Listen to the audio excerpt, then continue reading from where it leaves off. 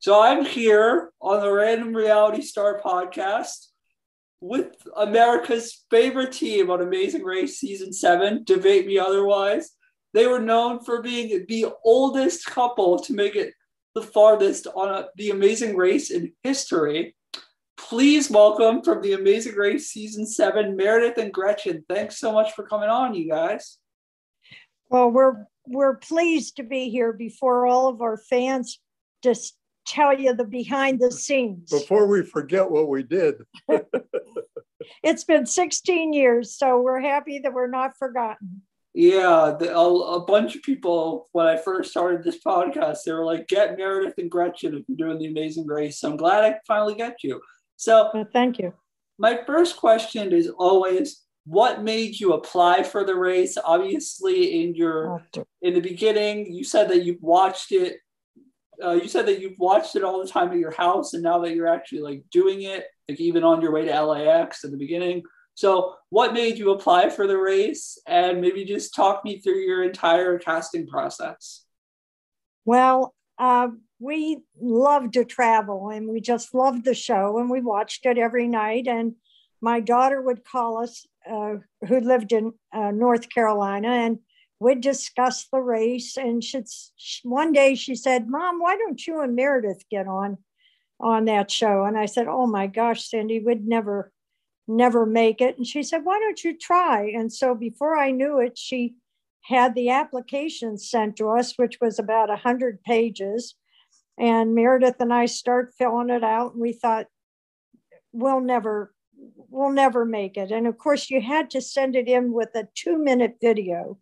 And we were told that the video couldn't be any longer than 2 minutes. And I think it was probably just about a month before they closed, or 2 weeks before. So we got a ladder on the side of the house, and we put our camping boots on, and Meredith put his kayak there and his diving mask and everything that showed physicalness. And we propped it up against the ladder, and we walked on. And do you want me to say it, Meredith? I'll say it. Okay. We said, "I'm Gretchen." And I'm Meredith.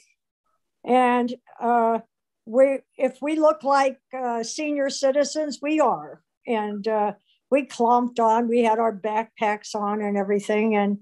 And then I gave this little scenario about we're physically fit, and I felt Meredith's muscle. He made a muscle. And I said mentally challenged, and we went on and on that we could do this and that. And when it was over, I said, "Oh my gosh," I said mentally challenged. I meant to say mentally alert. And the friends that were taking it said, "Oh, just leave it in. They'll get a kick out of that." Oh, I was embarrassed about that. But anyhow, we did leave it in. And the next thing we know, we got a call to come to New York for an interview. So we did that. We went up to New York City. And incidentally, we had to pay our own way to get to New York. Yes, we did. But it wasn't far from where we were living at the time in Virginia. And there were a lot of people up there, and they sat us on a sofa and took our picture and asked us some questions. And that was the end of it. We were sent home. Do you want me to tell you the rest of the process or not? It's your podcast. You do whatever you want. I'm just the host. Everyone wants to hear your story.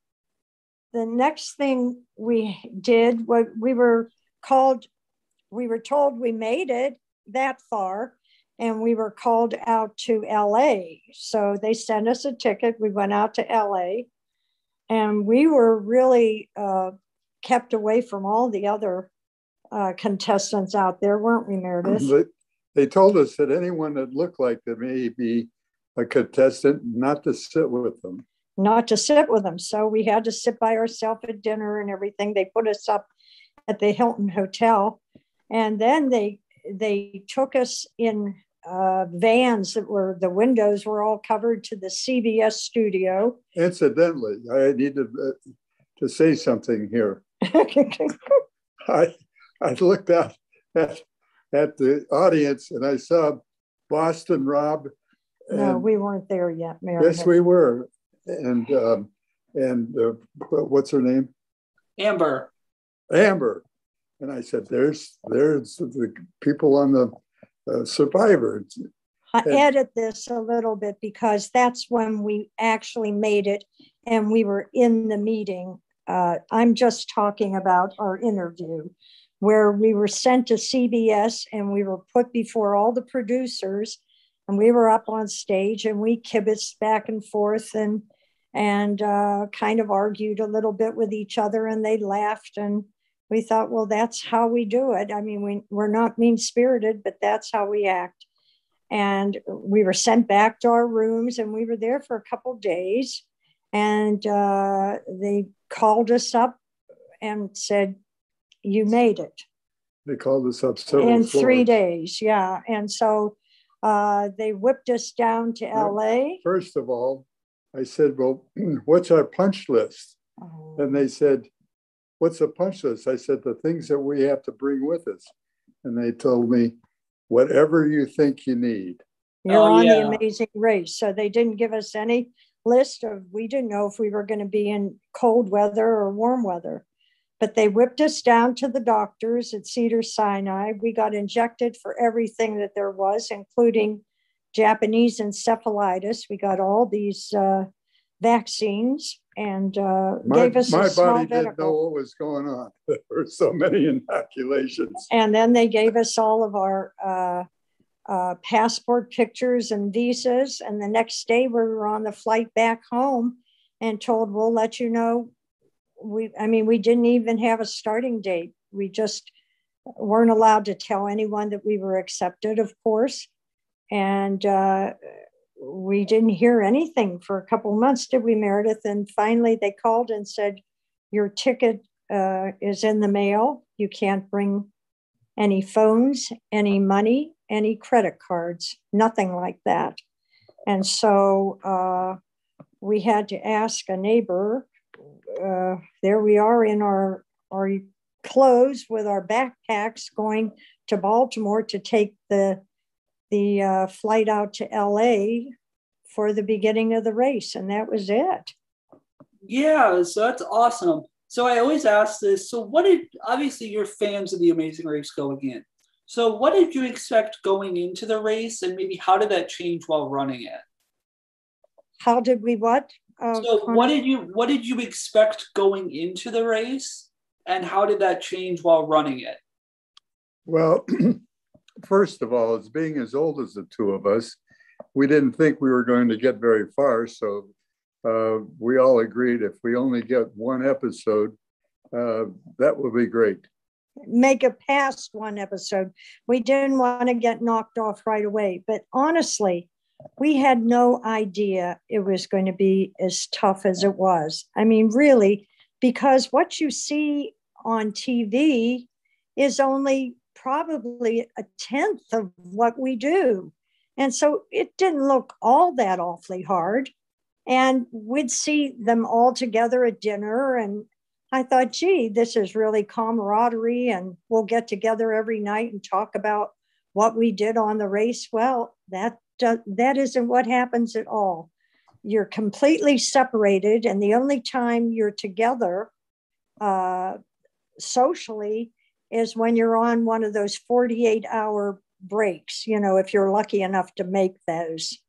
So we just had no idea it was going to be like it was. Yeah, so I know it's been a while, but do you have any recollection of what your first impressions of the teams might have been and maybe who was most like what you perceived and who was least like what you perceived? Well, this is where Meredith was telling you they took us in, they brought us out to LA to start the race, and we were at the hotel for at least 3 days. And during that time, we spread all of our clothes and everything out on the bed for security to check to make sure we don't have money or anything. And we weren't allowed to bring our phones, but yet Meredith saw who, Meredith? Robin Amber. Robin Amber, yeah, sure. They were in the hall one day. And he was talking to his agent.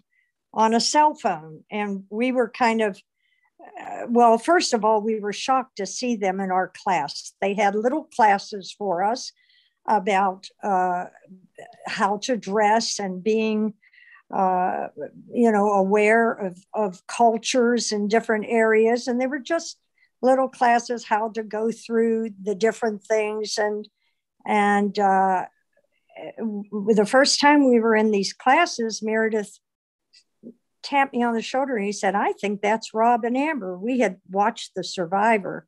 And I said, "Oh, they wouldn't be here. They already won their $1 million.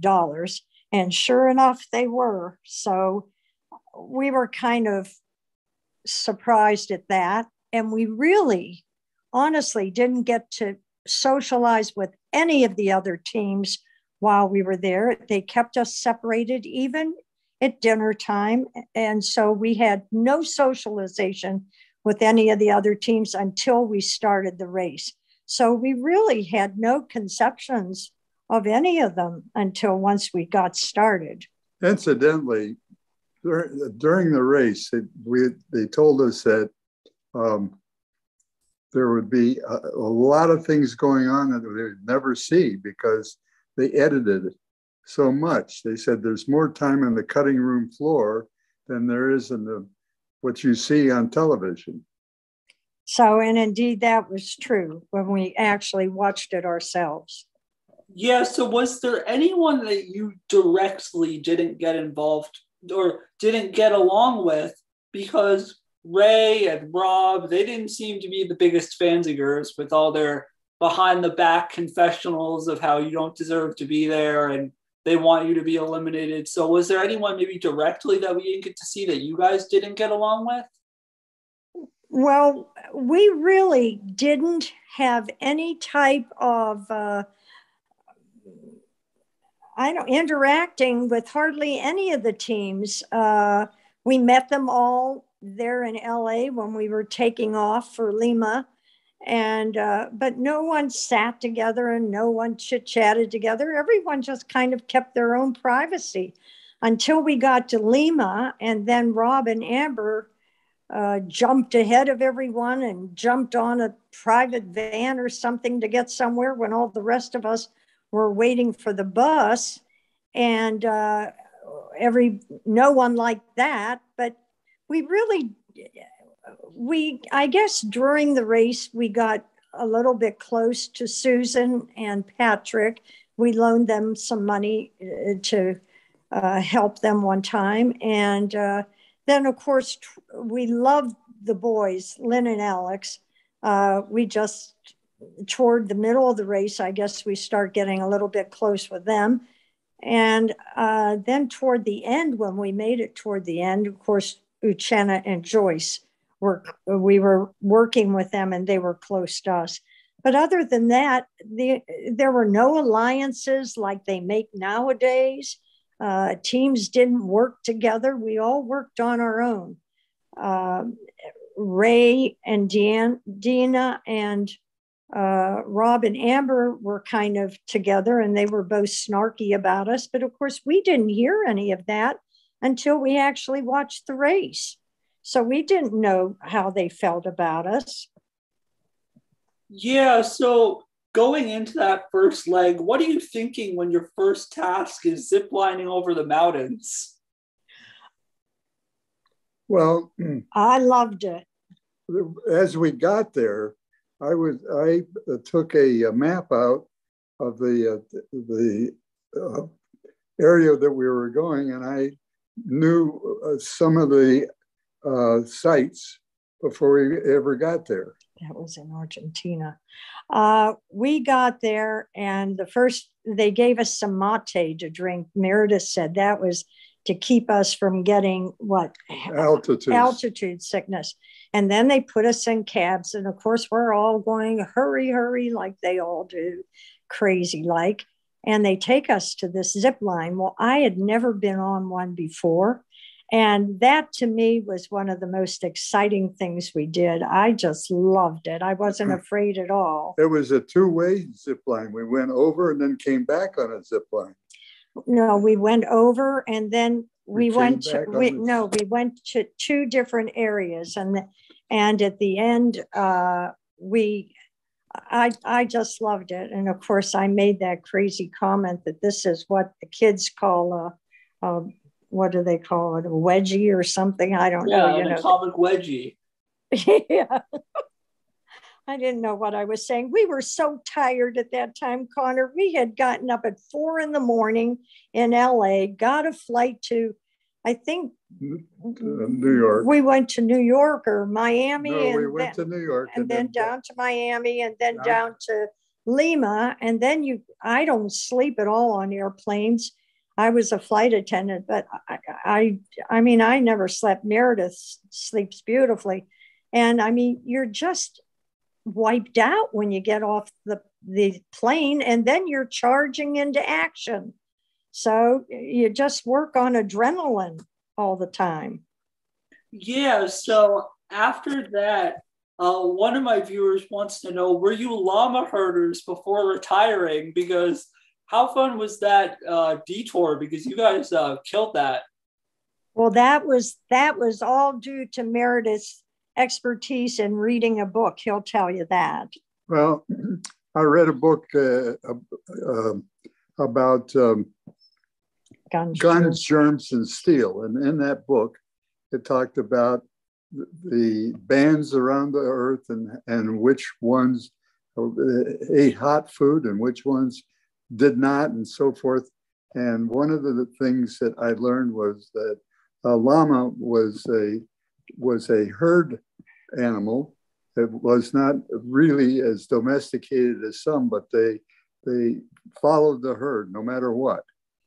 So when we got there and saw the other ones having such a hard time, the llamas were spitting at them and kicking at them. Meredith said, they like to be together, so we'll take 2 of them together at one time. Well, I saw the one that seemed to be in the lead. It was a white llama. And so he seemed to be in the lead, and the one right next to it was next to him. So what we did was you don't tie a rope around the neck very tightly, you just make it loose. And so we got one, and Gretchen was using her clue to pat them on the butt, and I was using my expertise in getting the llamas in the right position, and we just walked them right into the pen. And our friends afterwards called us the llama whisperers. That was our claim to fame. But that was probably our best task during the whole race, was the first one. The rest of them weren't so good. So you get past that first leg. Now we're on to leg 2.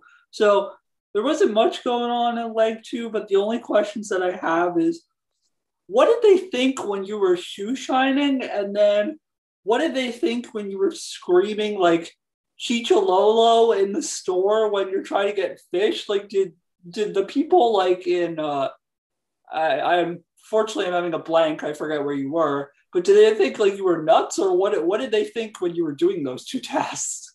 Well, we were in Cusco. Yes, and I took on the task to do that, and running around like crazies trying to get people to consent for us to shine their shoes, and you're going so fast. One poor man had white socks, but by the time I was finished with his shoes, he had black socks. I had polish all over his shoe, and we came in from that, and we did well. But we were exhausted, and I don't know what people think when they see us. We were never allowed to say we were on the Amazing Race. We said we're on the race around the world. That's all we could tell people. Or we're shining shoes, or we didn't tell them anything. We were in such a hurry to do it. That was our first, really, beside the llama, big competition, where everybody was doing the same thing. Yeah, so then what did they think in the next task when you're like screaming in that store for ingredients and you're like Chichololo and it looks like you circle like an entire market? Oh my gosh, that was in Chile. And we always picked the hardest tasks. I don't know why we did. We didn't think they would be the hardest. But we went around and like I said, first of all, we had gone up up to see the Madonna on a funicular and come down, and then we go to the market. And we got our fish. We got paid with a little bit of money we had, and we're shouting all over the place. And that's the one thing I regret so much, how much I was shouting all the time. I could have talked real quietly, but when I get excited, I get loud. Ask Meredith, right? She's loud all the time. No, I'm not loud all the time. But anyhow, we were, yelling all over for them to, they must have thought we were crazy. But remember how we got all the ingredients finally. We were missing one, and we stopped in a restaurant to get some oil or olive oil. Olive oil. And the waitress gave us what we thought was olive oil. So when we got to the chef, first of all, the fish dehydrated, and we were short a couple kilos. Oh, no, not kilos. Well, no, what? But ounces. Ounces from what the fish should have been. And, we had him weigh it. We thought we had exactly the right thing. So we had to take it all the way back to the fish market, and they weren't going to give us another one. And we were just panicking. But finally, we argued with them, and they gave us another fish that was the appropriate weight. We got to the chef again, and he tasted the oil. And he said, "This is not olive oil." Cooking oil. He said it's cooking oil. So I saw some cruets on the tables. On the table, and they had oil in them. So I went over and found out that it was olive oil. I know olive oil when I taste it. So I stole a little bit of it and brought it back, and he says, "Okay. This is olive oil." So that's how we got it, by stealing it off the tables. That's smart. We made it okay, but gosh, that was really a long. And Connor, the thing is that the task don't seem that long, but it might take you an hour and a half, 2 hours to do something like that. That was a huge market. So anyway, we at least made it. So we carried that stinking fish around with us the whole time, and we went on. So I gotta know in the next leg, how awful was whitewater rafting, or were you excited? Because that terrifies the crap out of me. No, I am a water guy. I had my own raft, and I had done that before. The boys chose bicycling, and they got a flat and a number of other things, but we did very well in that part of the race. Except, Connor, we had no idea it was 7 miles. Oh, they didn't tell you that? And I'm telling you, we paddled and paddled. They didn't tell us that. No, all they say is whitewater rafting, water or bikes or something like that. They don't give you any details about what you're going to do. So we get in this, and I thought, oh, this is going to be fun. And we paddled like crazy, and we passed a couple teams up. We were doing really well, but I kept saying, when is the end? And then he'd go, oh, around the corner. And we'd paddle some more. No, it wasn't around the corner. We kept going and going. It was long. 7 miles in a raft. 7 miles. And it was cold. But we did it. We wore wetsuits. But we weren't afraid. I wasn't afraid. I mean, we weren't afraid. We just wanted to get it over with. Yeah, well, I interviewed Joyce, and she said that she was terrified. So I'm glad you made it out a lot better. So so after the boat, the whitewater rafting roadblock, you have to do that Argentinian meat feast. So going into it, what did you think going into it? Like, you must have been like starving. And then how bad was it? Because you had to take the penalty. Well, first of all, they had the meat on these stakes around a big fire. And at the bottom of the fire was a pool of fat. It was just dripping off of the And I thought to myself, my God, that's an artery clogger if I ever saw one. So, but he took the challenge, and he says now to this day, if I had taken it, I would have been able to eat it all. But it was really interesting because, it was 4 pounds of kidneys and intestines and everything you could imagine. Thymus glands, everything. You name it, it was the whole body, one way or the other. Was it cold? What? Was it cold? No, it was warm. It was warm, but 4 pounds of that kind of meat is pretty, a lot of food. So Meredith he saw, I think Lynn or whoever it was, or Alex, make themselves throw up after they eat it to make room for more. But he couldn't do that. And he went off to the side to try to make himself throw up, and he couldn't. So he finally gave up, and Rob had given up right in the very beginning, and he was over there watching everybody. And of course, he tricked us all. He didn't trick us all. No, he said, take the 4-hour penalty. Yeah, well, he was protecting himself by doing that, because he got us to take the 4-hour, and Deanna and Ray, and that way he wouldn't be coming in last. So then we had to sweat it, people coming in after us. But that was really an artery clogger, and that was a tough thing to do. But I want to tell you just a funny thing, Connor, and our audience. This is some of the cute little things that happen that you don't see. On our way to try to find this barbecue park, we're driving along and we have no idea where it is. And I speak Spanish. He speaks a little bit of Spanish. He learned in Mexico when he was in college. Are you getting it? Yeah, I am. I was just making sure my charger was plugged in. So anyhow, we pulled up alongside a man, and Meredith said, "Are we going the right way to wherever it is?" And the man said, "Yes, senor." Meredith asked him in Spanish, and he said, "Follow me." So we start following him. And of course, we have the cameraman and the sound man with us all the time. And he pulls into a parking lot. And so we follow behind him. And the next thing we know, he gets out of the car and says, "Un momento," and runs into this building. And we're sitting there waiting and waiting, probably 5 minutes or so. And you know how everybody's in such a hurry to get. And he comes out with his 2 little girls. He had gone into school to pick up his little girls. And of course, we waited until he brought them out. And then we went on to where the barbecue was. But things like that happen. Yeah, I don't know what I would do. I would probably be like so panicked. So after after that leg, how nervous were you doing the horse roadblock, Meredith, or were you excited to do it?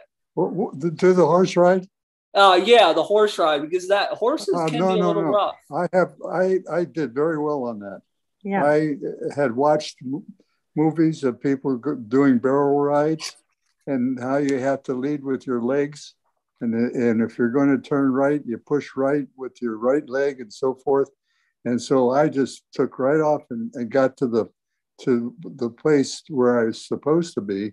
And then I grabbed the ring and I put the spear through the ring. You can't grab the ring. The ring was up on a thing, so you just stuck it right through, if you remember. But he was wonderful in that. I called him my gaucho.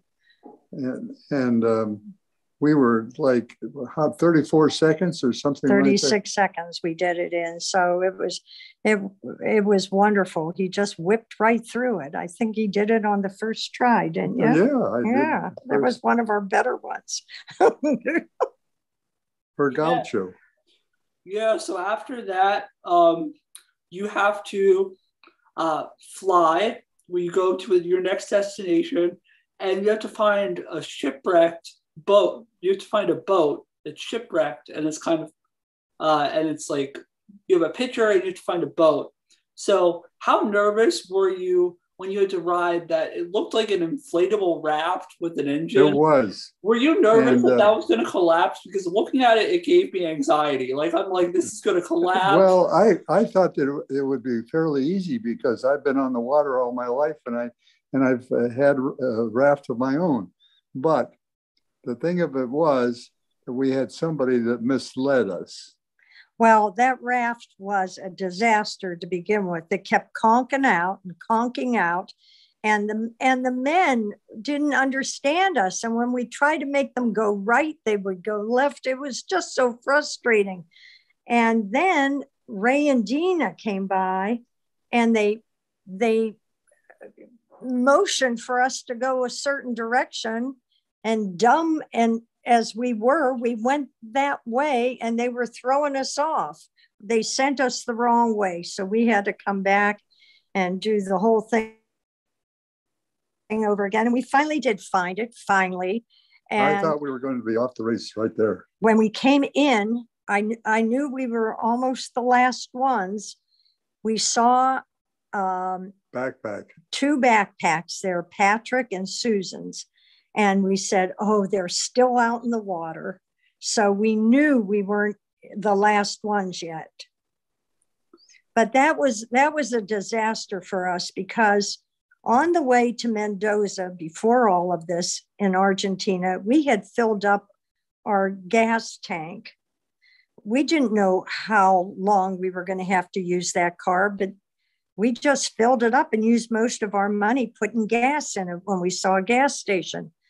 Well, we used almost all of our money, and we had to try to get a cab out to the pit stop, and no cabs would pick us up that evening.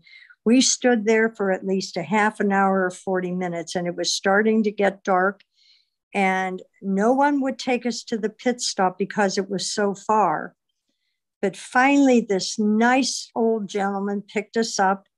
And all of a sudden, we're going, and we're going through toll booths, and he's paying the tolls. And Meredith and I are counting all of our money. We hardly had any money. And so when we got there, we didn't have enough to pay him. And Meredith wanted to give him his watch, and I was saying prayers for him. And oh my God, it was awful. We felt so badly because the poor man didn't have a fare to drive back. We were in the middle of nowhere, and he lost a lot of money on that trip, I know. But I think the Amazing Race paid him. No, they don't pay him. I Meredith. think so. Stop it. No, they don't. Sure. They don't pay him at all. I mean, listen, I'll tell you, a lot of people have come up to us and thought that a lot of it is rigged. Someone said to me one time, well, when they do your makeup, I mean, who does your makeup for you? And I said, you've got to be kidding. Did you see what I looked like through the rest of the show? I mean, no one does your makeup for you. They leave you completely alone. And the only time you see them is sometimes at a pit stop. Even your security, we know they're around, but you never see them. So they don't help you with anything. You are on your own. They don't pay anybody's way or anything like that. I didn't mean that. I just felt so sorry for that nice cab driver. I thought maybe the race will make it right to him. That's all. Well, I don't think they did, but he was kind to let us off the hook and not take us to jail. Yeah. So we got in before Susan and Patrick, and they were eliminated. And thank heavens we escaped being in last place. Yeah. So after your whole South American 4-leg journey, how excited were you to go to Africa? Very. We were very excited. Botswana. Yep. We went to Johannesburg first. Oh, okay. And I had been to Johannesburg before and wasn't terribly impressed with it, but I was really anxious to get out on safari or whatever, but you never know what they have in line for you. And of course, the first couple things that they had us do was certainly not what I thought being in Africa would be about, crawling under tunnels and things like that. Yeah, so I got to talk about that because that was a huge part of the episode. So can you just take me through the entire cave roadblock? How did you get injured? What did we not see? I know that you had to do it twice because you actually were ahead of Lieutenant and Joyce at one point, but then you didn't realize that the clue was in there. So can you just kind of take me through the whole cave roadblock and what kind of led up to that injury? Well, you know, Meredith and I chose that tunnels, whereas the other roadblock, I forget what it was. When we saw it afterwards, it was so easy. But once again, we finding items from tribes. Finding items from tribes. That's right. So we rappelled down this deep hole, and then we're crawling around. Now, we weren't walking in these tunnels. We were crawling on our bellies, trying to get through crevices and things. And Meredith had glasses on. What did you do, honey? My glasses got so covered with dust down there, I couldn't see them, and I had to lick the dust off my glasses. Yeah, and we just kept going and going, and finally we could hear some other teams under there with us, but we had no idea where anyone was. And finally we saw the light of day, and we thought, oh, we've made it. And we crawled up this big embankment out of the tunnel and raced down to this table to take off our coveralls. And they said, where's the clue? We said, we thought we'd get the clue here. No, it's in the cave. So we had to go all the way back up, and we didn't have rappels. We didn't have ropes on us. We had to get down into that hole on our own. And Meredith said to me, now, Gretchen, be careful. These rocks are slippery. They're covered with light gravel. Yeah. And so I said, okay. And I'm going down, and I slipped. Now, my head cracked so hard, it really frightened me, the sight of my face on this rock. And Meredith started yelling for help, we need help. And I guess our security was down there in a matter of minutes, weren't they, honey? Well, or seconds. Seconds. They came right down. And he looked at my head, and I said, how many stitches? And he said, 1. Well, it wasn't 1. That night, they took me all the way across South Africa, practically to a plastic surgeon's, and I had 8 stitches put in my head. So anyhow, they just wrapped it up, and Meredith said, what do you want to do? And I said, find the clue. You know, they made me look at their fingers. They gave me a kind of a test to see if I was out of it or not. And I was able to say how many fingers he had. And also I figured we could go on.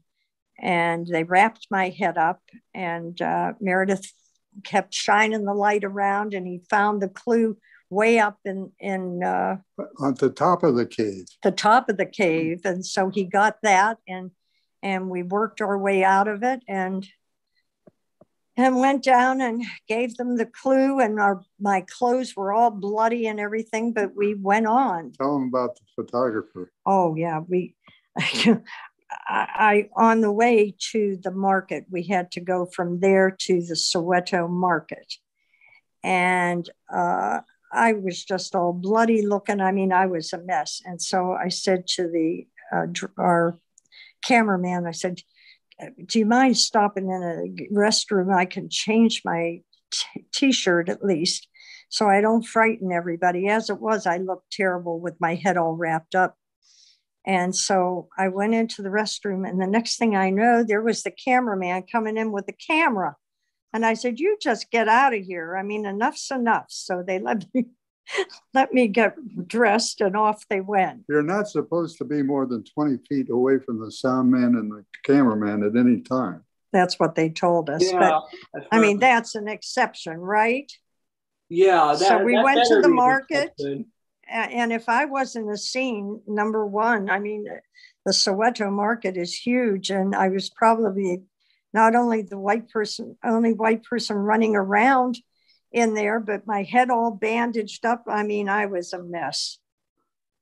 Yeah, so how special was it maybe going to the orphanage? And then did you guys know you were in last? And what is that feeling like when it feels like you're not eliminated, but we got to take all your money? Well, the orphanage was really special. Yeah, that was special. Oh, that was one of the special moments. They were all so excited to have somebody come in and give them something. Give them things. And oh, they were so cute. I mean, you would have loved to just have the time to hold them and play with them. But we kind of figured at that time, because of my accident, we were in last place. And we were really expecting to come in last. And when we got up there and Phil said, you know, you're in last place, we said, yeah, we know. And Meredith started reaching in his pockets to give him the money. Like on past seasons, they always took your money that you had left. And unbeknownst to us, he said, oh, that's not the only thing. You have to give us everything but your passports and the clothes on your back. And we really didn't understand him because they had never done that before. And so they took our backpacks away from us, gave us our passports. And I mean, we didn't even have a toothbrush. We had nothing.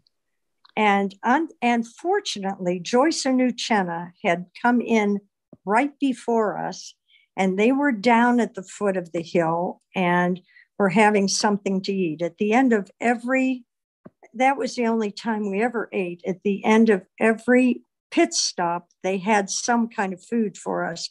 But honestly, right, Meredith, you were so tired half the time, you didn't even want to eat. And so I guess Uchenna had heard them say this, what they did to us. We didn't know, because off they went to the hotel, and it was a very poor hotel. No hot water. In Soweto, no hot water, no nothing. And we're getting ready to order a hamburger or something. And they called and said they had to take me to get my head stitched. So, you know, they don't want anybody to know that you're on the race. So they took us about 45 minutes on the other side of south of Johannesburg to a plastic surgeon's. And I went in, and Meredith was kind of robbing the bandages and things. No, I wasn't. We didn't have anything, so I went around the office, and I took soap, and I took toilet paper, and anything I thought that we might need for the rest of the race. Yeah. And they put 8 stitches in my head, and then sent us back. And all we wanted was a hot shower, and there was no hot water. And I said, Meredith, I don't think we can go on. I can't. Our clothes are filthy.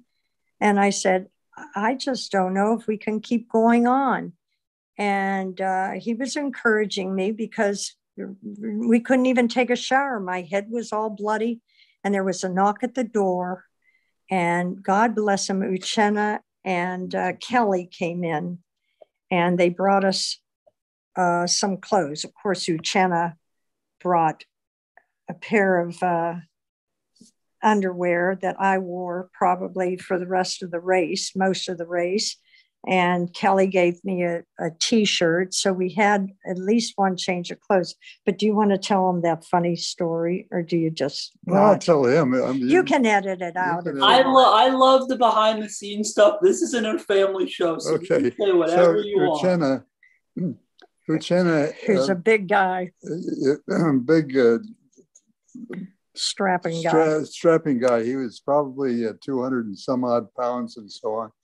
And so he laid out a jock strap on the bed. And I said, Uchenna, what's that for? He says, think about it, Meredith. You don't have any underwear. You don't have any underwear. so you can use that. And I said, Jenna, I hate to tell you this, but it's too small. You get it, Connor? Uchenna was huge. That is funny. So anyhow, God bless them. They gave me the impetus and Meredith to keep going. And so the next day, I had Uchenna's boxer shorts on, and Meredith had his jock strap on. No, I never put that on. That was not going to do that. So after that, what was it like feeding the lions? And then you obviously stopped to see the giraffes and the elephants. You basically got an entire African safari for free. So what was that like? Feeding the lions wasn't all that exciting. No, we were in a truck, and all you did was throw meat off the back of the truck. That was no big deal. But, we didn't have any money at the time. We were broke because he took all our money from us. And we needed to pay a small amount to get in there to do that. We had to pay. And so I invented something and said, we were working for Save the Lions and blah, blah, some silly thing I said. I said, we're there to on a trip to save the rhinoceros. And we're not lying. And we're not lying. And no one would get, a couple people gave us a few cents to get in, but Ray and Rob and all, apparently when we watched them afterwards, they were saying that Meredith pushed me down on purpose to get sympathy, and they were making all these comments, but we didn't hear them say that at the time. We always thought everybody was real nice to us, because we never heard their comments. But we had enough. We were called bottom feeders. Yeah, they called us bottom feeders because we were always coming in toward the ends. But Meredith I'd say, Meredith, we're almost eliminated. He said, Gretchen, as long as we're not the last place, it's all right to be next to the last. So. Yeah, all you got to do is win the last leg. That's all that matters. That's right. And when we got into Botswana and we were driving along, and there were the giraffes and the elephants right beside us. And I said, I'm not going to rush here. He said, this is too beautiful to see. The giraffes were more orange in the jungle than they were in Zeus, and the elephants were blacker. It was just beautiful. They were all running right by us. Yeah, so we stopped the car and we just watched for a few minutes. So, how satisfying was it beating Rob in spear throwing, Meredith? How sad? I said, how satisfying? How satisfying was it beating Rob in spear throwing? Very satisfying. Very. I used to dream about that not happening. So after that, you obviously see Brian and Greg's car crash. And then I want to know, how bad was milking that goat? Because I've seen the movies where goats can kick you in the face when you milk them. So was that really bad or no? That is bad. And I was sending Meredith out to get the goats. And he was bringing me these little adolescent goats back that didn't have any teats, and I said, Meredith, go find me some goats. They have some teats so I can milk them. He was bringing these little babies back. But it was hard because they'd move and you'd spill the milk. And we were more entertained by Lynn and Alex talking to those goats during that episode, calling them darling and sweetie and all. It was so fun. We were so tired every time we were doing something. We just didn't even let it bother us. But we got it, and we got enough milk, and we went on. We finished another one. Yeah, so how nervous were you doing that driving through obstacle course? And what was it like hitting the mat? And Phil was like, you didn't get the clue, you have to go back. Meredith was a pro driving that. Yeah, I knew exactly what to do. I knew how to. I had driven trucks before for my father, and so the hitch up and pull the log out of the way was not a problem at all. And we went directly to the pit stop. And unfortunately, I kept saying, Meredith, we need a clue. When he kept going, oh no, come on, there's Phil up there. And he kept dragging me on. And I said, Meredith, we need a clue. We don't have a clue. Well, unfortunately, Phil said we had to go back and get the clue. And we were really pretty far ahead on that one. Yeah. And driving back through that kind of desert country, we were really getting lost. It was making me so nervous. I didn't think we were ever going to find the place again, but we did. And we saw the clue and off we went and came and got back there in time to not be eliminated. Yeah, so it was always by the hair of our chinny chin chin, by the skin of our teeth that we made it. But that's what made it exciting, though. That's why everyone wanted to root for you. So after that, can you just talk about, Gretchen, I've had a lot of people that I've interviewed and they've went to India and they were women and they did not feel like they were treated fairly and they were eliminated there and it just wasn't their cup of tea. So maybe what was your perspective going to India, like as a woman, because you watched the show before and you saw how brutal it was for females in India. So did you have any like perspective on that going into it or no? I was really excited to go to India. It's one of the places I had always wanted to see. I had no concept of the poverty and what we did see. And it's like a cacophony of, there's no street lights, no nothing, I mean, it's just a mob scene.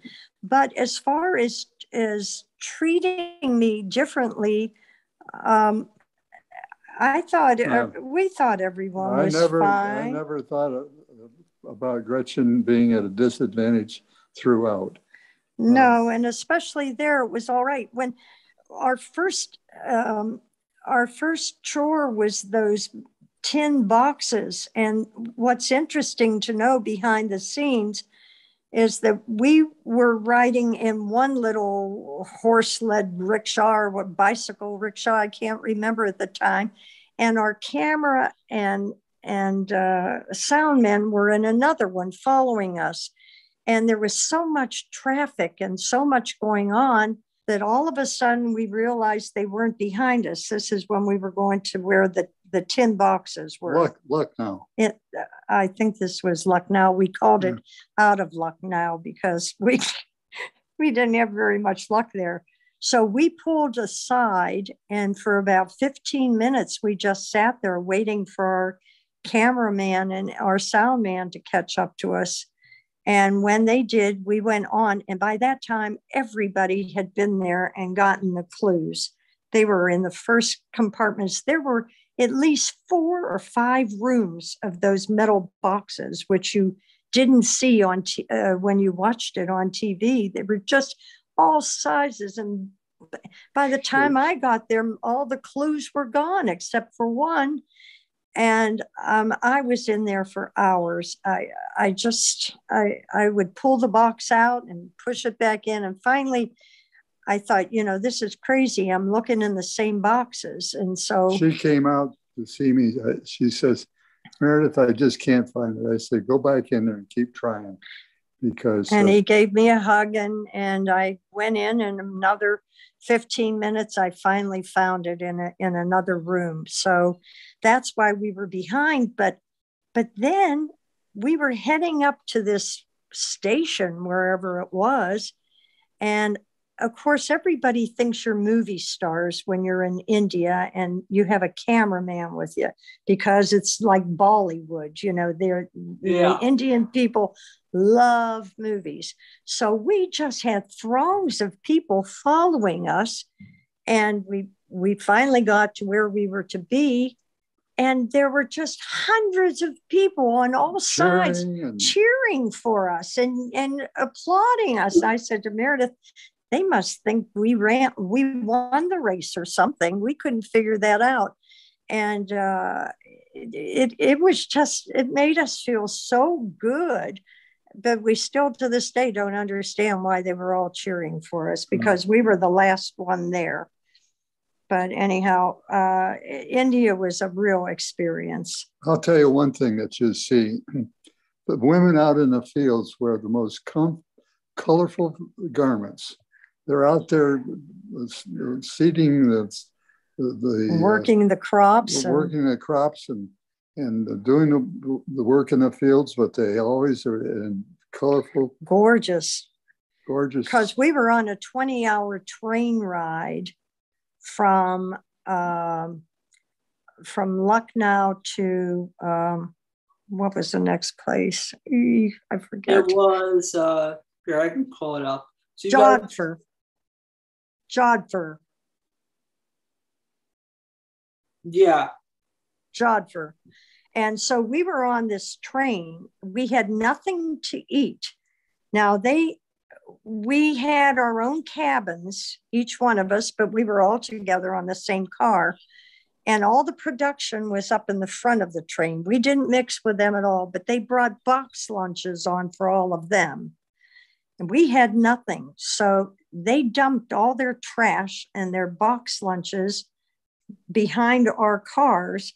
So we all went back there and tried to dig through all that trash, if you can imagine, to see if there was something wrapped in cellophane that we could eat. And I mean, you talk about dumpster diving. I mean, that was unbelievable. Well, plus the fact while we were in the train car, we had a room and we took all the covers and we put them on ourselves and so forth. And we woke up in the morning and there were two men in the room with us. In our car. I mean, we weren't in enclosed cars, but they were security men that came in and I guess expected that they'd have two bunks that were made up with sheets and all. We didn't know anyone would be coming in there. So we took all their sheets and pillows and they were just sleeping on the plain old plastic, the poor things. But that was for the train ride. And we made one quick stop and there was a young man out selling coffee. Their coffee has half milk and they serve them in these little pottery cups. And Meredith jumped off and we had enough money that he bought me a little cup of tea, I guess it was, tea with milk. Yeah. And that's about it. And the little kid started running after me. I thought that this belonged to me. He wanted his cup back. Yeah, so they're so poor. I had to lean over the side. The train is moving slowly and hand him the cup. Yeah. I mean, there was so much behind the scenes stuff that was really interesting, but, you know, they just don't have time to show it all. But it was interesting anyway. Yeah, so after that, I gotta mention the elephant. So why did you think you had to go up in that elephant thing that you had to push through the streets of India? And was it fun at first and then did it turn to being stressful? Because I could not stop laughing when I was watching that because you looked like in the movies when they have like the princess in the giant like floats or whatever, like waving to the crowd. And I was like, this is great. So maybe just Connor, I am so glad you're asking me that because I want to tell the world why I was up in that elephant. That's the thing that everybody asked me after the race when they saw it. Why were you on that elephant? Well, we were racing. All it said was elephant something or other. And we thought they were going to be live elephants. And we ran and this man ran beside us. We didn't know who he was, but you know, they follow you all over. And we got to these great big mahogany or whatever they were elephants. I mean, they were big, heavy things. And I said, what are we supposed to do? And he said, you climb up into the top of it. And I went, oh, well, it made sense. There was an area up there for someone to ride in. So he and Meredith boosted me up, and I climbed into the top of it. And I thought I was supposed to be up there. There was a camera up there, you know, shining into that spot. So I thought that was my place. And so poor Meredith, it was like having a bad grocery cart. The one front wheel on that elephant was bad. It kept turning in. And I had to have to jump out and straighten out the wheel, and off we'd go. And then he'd push further, and it would. Then Gretchen kept screaming, help him, help him, help him. And the kids thought this was great, and they were riding on the inside of the elephant, hanging on to the underbelly of it. And I wanted them to help him push it, because he's pushing it all by himself. And Connor, what nobody knows is the wheel of that elephant ran over his foot while he was pushing me. And so, and you know what? I said to him, Meredith, I want to get down. I want to help you, when I saw that I was the only one riding on the top of those elephants and everybody else was helping their partner. And I said, I want to get down. And like I said, you never saw your security, but I happened to look up into the crowd of people, and I saw one of our security men up there, and he shook his head like, no. They could hear everything that we were doing, production, could hear everything that was going on with us. And so I said, Meredith, they don't want me to get down. And he said, well, either they're afraid you'll slip and hit your head again, or it's making good television. So stay up there. So I did. So the poor guy had to push me plus that heavy elephant all the way to the holy man. All the kids that had jumped on for a ride for themselves. And just as I was trying to get out of the way of everything, a motor scooter or something like that ran by, and I jumped back, and the elephant wheel ran over my foot. So that was that. And I'm so glad I'm getting to tell everybody why I was up there. And I saw afterwards, Rob said, oh, look at Gretchen up there. She must think she's the Queen of India or something. No, the Queen of India. Right. So anyway, that's why I was up there. I didn't want to be, believe me. Yeah, that was one of my favorite moments when you're like, get out of the way, get out of the way. Oh, you know, I'm so embarrassed with how I was yelling. I mean, wonderful. I was. You know, there's a website after the show, my daughter told me, and it's called The Amazing Race Sucks. And all they do is say negative things about the show. So I was dumb enough to go on this, and oh my gosh, they crucified me for my voice. And because I was yelling that all the time, I felt so bad afterwards that now it takes me 5 minutes to record a message on my cell phone. I'm so worried about my voice sounding so bad. But anyway, I was screaming and yelling. You just get so emotional. You don't understand. And there's a lot of things I would do different if I could do it over again. I don't think that we would do anything different. The only thing that I would do different is drive that damn double-decker bus. Oh, we're not there yet. Well, yeah, we're almost done. And thank you so much for taking all this time. My viewers are going to love this. I guarantee you it's going to be one of their favorites. So after the elephant debacle, how bad was that guiding that camel, or was that fun? Oh, you know, I felt badly about that because we had a couple of guys that went along with us to keep those camels in line. And they would take these big sticks and beat on the camel to get them turn right, turn left, so forth. That I felt sorry for the camel because he was getting a real beating. But Meredith, you did wonderful the first ring around the circle. I mean, that camel was going like crazy. You were doing so well. And then he just stopped the second time. The camel did. Yes, not you, the camel and you. Yeah. Well, that's when they start whipping them, and then they finally got them to go again. But yes. I thought that would be fun to drive that camel. I mean, it looked like a huge derby almost, so I don't really know. But after that, did you think you were last going to that temple? Because you looked kind of shocked when you got to the mat, and he was like your team number 4. We knew we were racing right alongside Lynn and Alex. They were in their little tuk-tuk, and we were in ours, and we were just tearing toward the pit stop. And the next thing you know, they kept going, and we turned off. Fortunately, we made one good decision, and we turned off, and we got to the pit stop, and they had gone on further. Their driver thought it was another mountain down the road. So we, and we got there, and Joyce was there, and she said, "Gretchen, come here, I want to show you something." And she took her scarf off, and they had shaved her head. That's where they had done that. And she looked beautiful. I thought she looked beautiful at that time. But we were real happy. We were sad to lose Lynn and Alex because we were starting to become really friendly with them.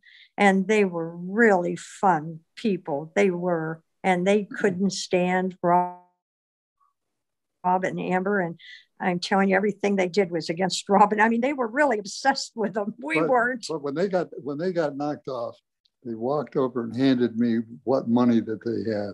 Yeah. Normally, we never got to see anybody because we were gone, and the last people come in, and nobody's usually around. And next thing you know, they're gone. But we were at this pit stop, and they were coming down the steps saying goodbye to everybody, which was unusual. And they just slipped Meredith the extra couple dollars that they had, which was really nice. Well, it's more than a couple dollars. Yeah, well, we don't know. Well, I know. I got the money. That must have been nice. So off they went, and we really missed them the rest of the race. So now it was down, I think, to 5. It was down to 4.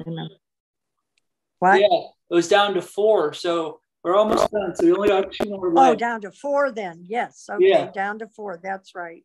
So going into Turkey, you obviously get the best flight because Rob has a big mouth that he says, did you get the earlier flight to Turkey? And you found an earlier flight to Turkey. So that must have been satisfying. But how long? That was really a good decision.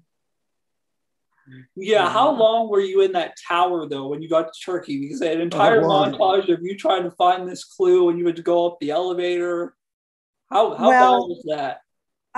You mean where I climbed up the side? No, so this is right. So this is when you're trying to get the clue, and you can't find the clue at all. So how long was that? You know why we didn't? We once again had a cab driver. After we were weighing people, we did real well on that. And then we hopped in a cab, and instead of him taking us to the front of that hotel, he dropped us off at the bottom of the hotel, the other side, the other side. So we went in the wrong entrance other than where the other people did. So it was a disadvantage. We didn't know. So we went up the wrong way. We didn't see the front where the clue was. And that was the most frustrating thing. We went up and down, up and down. I thought that the sound man or cameraman were going to hit us on the head. They were getting so tired following us all around, but they do. And they don't ever complain. And finally we saw that clue. And if we had come in the other end, it would have really been an advantage. But once again, things like that happen to you, just like if your cab driver gets lost. When we were in India, this is a funny thing. We had to leave at 2 a.m. or something to get a ticket, and we were supposed to go to the airport. So this cab driver picks us up, And we're half tired and it's dark and he's driving along and Meredith said, airport. So we drive along and all of a sudden he stops. There's two cabs. That wasn't the one I'm talking about, honey. That was after the pit stop. But anyway, all of a sudden he stops the cab and there is a sheik in khaki and a big Air Force jet there. And we looked and this guy had a big rifle on his arm and he took us to the Air Force. Oh my God. Of the airport. And it was the Air Force, Indian Air Force Base.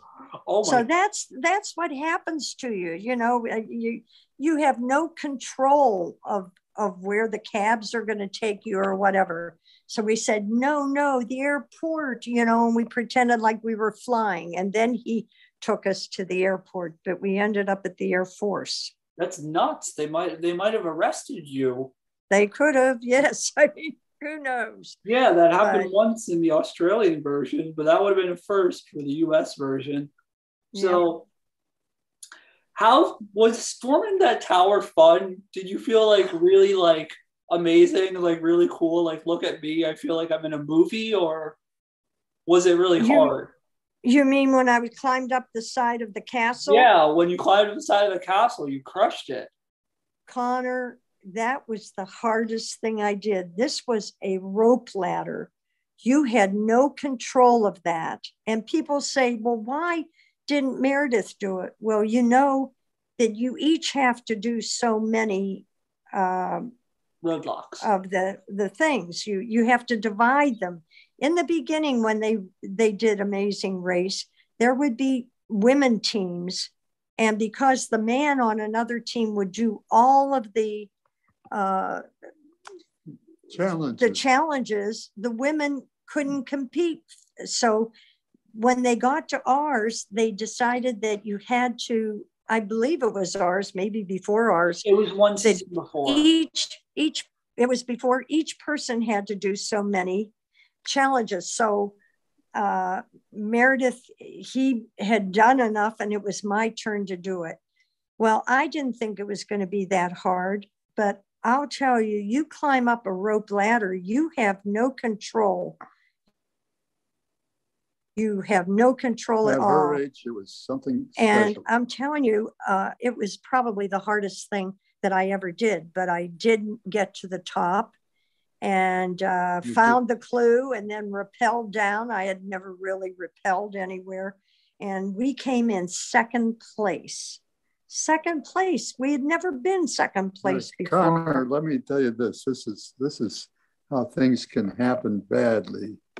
I was watching Gretchen going up that wall, and I kept walking backwards, and something told me to stop. And I looked behind me, and there was this dry moat down at the bottom. If I had fallen in that, I would have been dead on the spot. I stopped about a foot before walking back one more. If I had walked back one more foot, I'd have fallen. Yeah, but and you know, it really was hard, and because of that, I maybe I shouldn't say, but I said, oh, my knees are killing me, because they were. I mean, I was 66. I have a little arthritis in my knees. And to try to balance myself on that and to try to get it straightened to climb up, it was just very difficult. And because of that, and I don't know if you'll... I got a call. When the show was all over, Meredith got a call from a company that advertised for arthritis pain medicine. Tylenol arthritis. I said, don't say what it is. Well, okay. Well, and they gave us a large sum of money for us to go around. We didn't win, but $7,000 because we came in fourth place. We did win 7. We won 7. That's all we won. That's all we won. Mm-hmm. So, but we got a large sum of money to go and represent this company because of the arthritis in my knees. They said, did you ever take this medicine? And I said, yes. So we traveled all around the country and we were on the early shows. And of course, I felt like I had to say the name of this medicine, this pill. And I said it so often during the interview that the man that accompanied us said, "Now, Gretchen, you only have to say it one time." Yeah. I just kept saying, "Oh, and my gosh, I didn't have my Tylenol arthritis, la, la, la with me." And so anyhow, we made out well because of that. But we weren't in it for the money. First class everywhere. Yeah. We didn't join it for the money, really. If we had won, it would have been wonderful, but we just did it for the experience, really.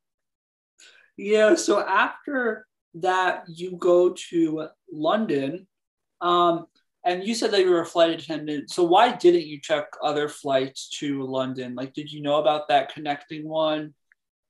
Did we not see anything? You know why? We just kind of wanted to be on the safe side, and we were just hoping that they would have a misconnection or whatever. We were so tired at that point that the four of us just decided we would stick with the flight they gave us. And so we did. So why did you pick the boat roadblock when it seemed really physical? Or the boat detour, excuse me. Well, you know what? Meredith had broken his toe. We figured, on the elephant thing.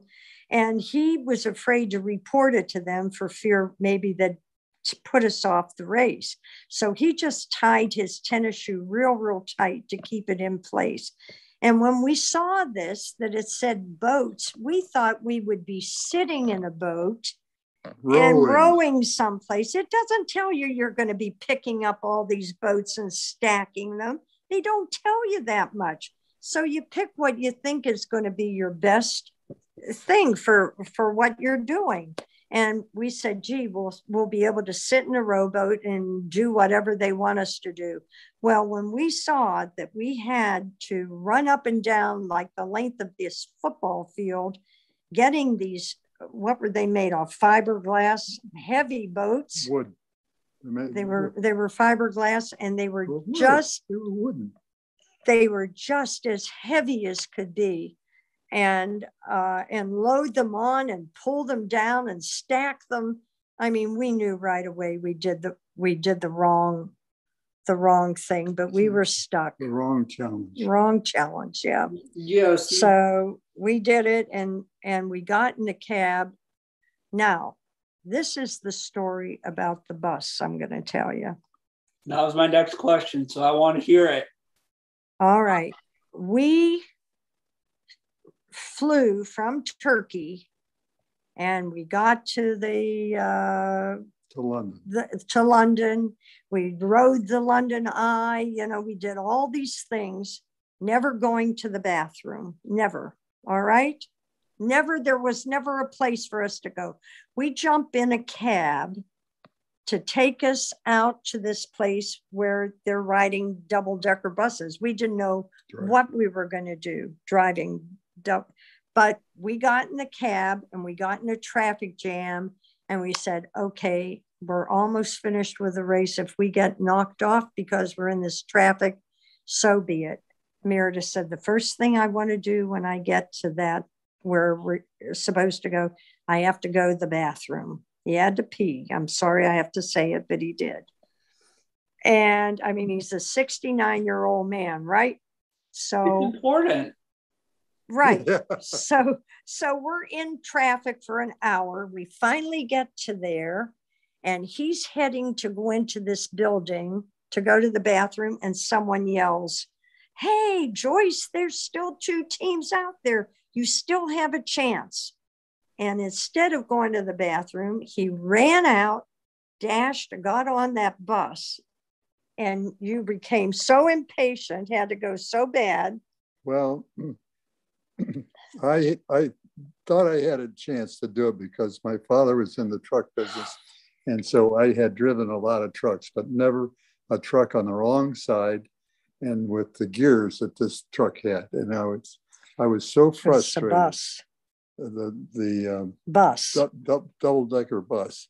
I mean, you drive it on the wrong side and there's a forward and a backward. There's no other thing, no other gears. And he had to go to the bathroom and he was impatient. And I said, why didn't you get off and just go behind the bus? Go and then get back on. And he said, oh, I was afraid with that cameraman that'd be taking pictures or something. So he didn't bother. And he was so impatient. He kept knocking them over. Knocking the cones over. And we came in last, of course. Oh, so it wasn't even driving the bus that it was hard. It was just your bladder control. It was his bladder that did it.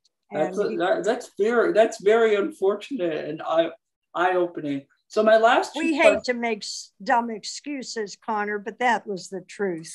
So my last question is, I heard that you were asked back for the All-Star season and that you declined. Is this true? And why did you decline? It's true. Why did you decline, if you don't mind me asking? Well, I'll tell this story. I had gone in for open heart surgery, and I was in no shape to go running around doing challenges all over the country. So Gretchen would have probably gone back and tried it, but I said, you get yourself another partner. If I try it, I said, I'll kill myself.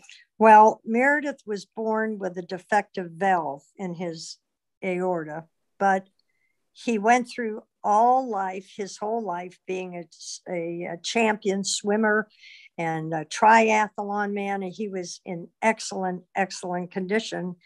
And his cardiologist said, sometime you're going to know when you're going to need to have this valve replaced because you're not getting enough oxygen through it. And you'll know when it happens. So they never gave us any kind of EKG or anything before we went on the test. And he was a very good athlete anyway, so we accepted. But a year after we got off the race, he had to have open heart surgery. And, so when they called to ask us, I was very flattered. And I just wanted to know who else they were asking. So I said, oh, we might consider it. I didn't tell them Meredith couldn't do it, thinking that they'd come back and tell us again. And they said, you can't just consider it. You have to give us your answer now. So I said, no, I'm sorry. Meredith had open heart surgery. We couldn't do it. And Meredith said, would you have done it again? And I said, yes, I would, because now we know all the ins and outs about it.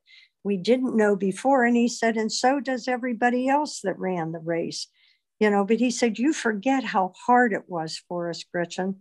He said, a lot of these competitors were very technically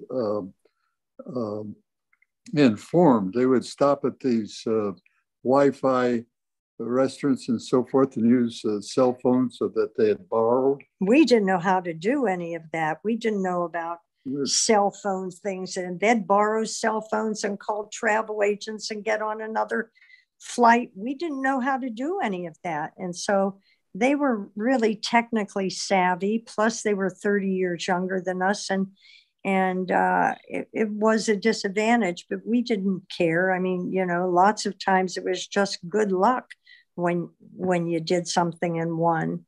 So I would have gone back, but he said, you forget how hard it was on us. It's like a woman having a baby, you go through labor, but then you forget it real quick as soon as the baby is born. So I would have liked to have gone back just because I felt like I understood the show more than we did in the beginning. But we never could, of course. Were you ever called back again? Because I know they had unfinished business like 3 years later, I think, like 4 years later. So were you ever called after that? No, we were never called back. We felt in the first place that they hired us as the token oldsters. They had never really, I think they had one older couple before us. No, they didn't. They had a couple. They were the oldest Yes, couple. they did. Who? They had not older than we, Meredith, but they had an older couple before us. Didn't they, Connor? So they had Dave and Margareta from season 1, who was like this older couple. Then they had the Gutsy Grannies on season 2. And then I think that's it. Oh, and then they had Dawn and Mary Jean from season 6. Yeah, Dawn and Mary Jean were on. That's right. The season before you guys, I think that I had filmed. But those were the only 3 as far as I know. Yeah. Well, we were so happy. We went into it saying if we can just get through one episode so we don't embarrass ourselves and our family, our kids, we'll be happy. And to make it, we just kept going and going. I don't know, but we did. And we were so happy about it that we did as well as we did. When I climbed up that wall in Turkey, we came in second place. And if it hadn't been a non-elimination round, we would have gotten into the final 3. But that's just the way it is. How do you think you would have fared in the finals? Well, you know what? At one time, there was a golf challenge. Meredith's an excellent golfer. There was a swimming challenge. He's a swimming champion. I'm not bragging, but there are things that he's done. And he's great at assembling things. So when they made that raft, I watched Food Network. I could have chopped those onions like a pro. And we might have done okay. We might have, but it wasn't meant to be.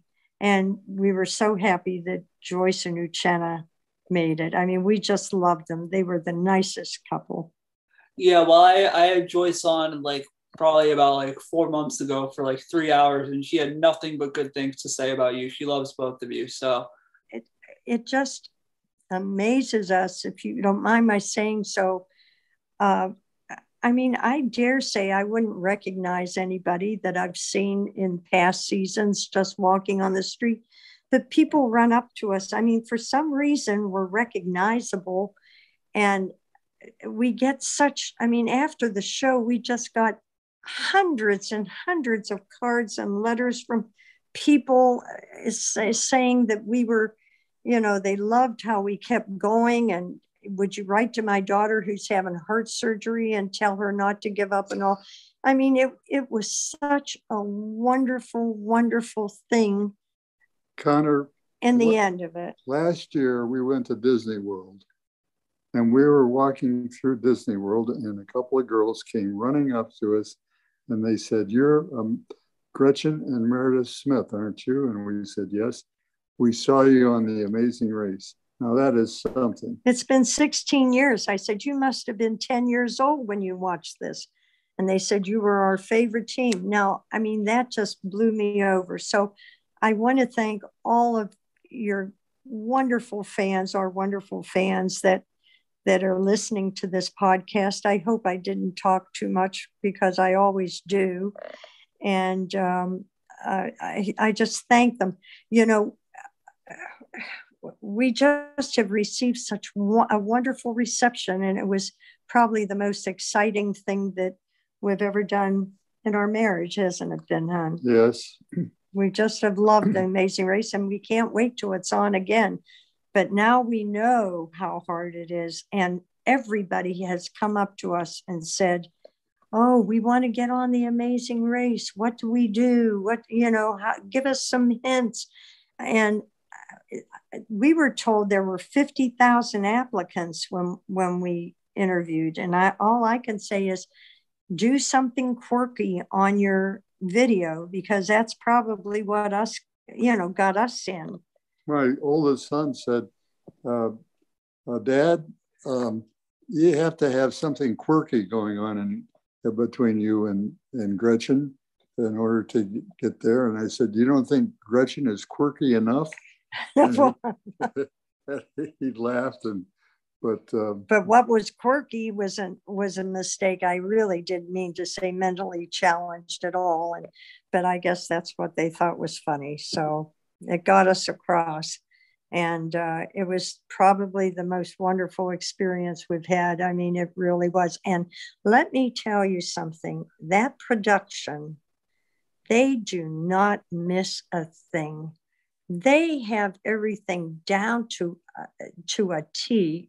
It is the most wonderfully produced presentation I've ever seen. That camel race, they set that up to look like a big carnival just for that camel race. I mean, there really wasn't a carnival in India, but that's what they did. And just the hours that we come in, the flights, I mean, that they are just fabulous. I'll tell you, they just didn't miss a thing. So, yeah. Connor, thank you, and thank all of you, dear fans and friends of ours. And we hope we'll have a few more years. Who knows? We're getting up there now, but we're still clumping along. Still on the right side of the grass. Yep. So. Well, happy early birthdays to both of you. Thank you so much for being on here once again. I really appreciate you taking the time.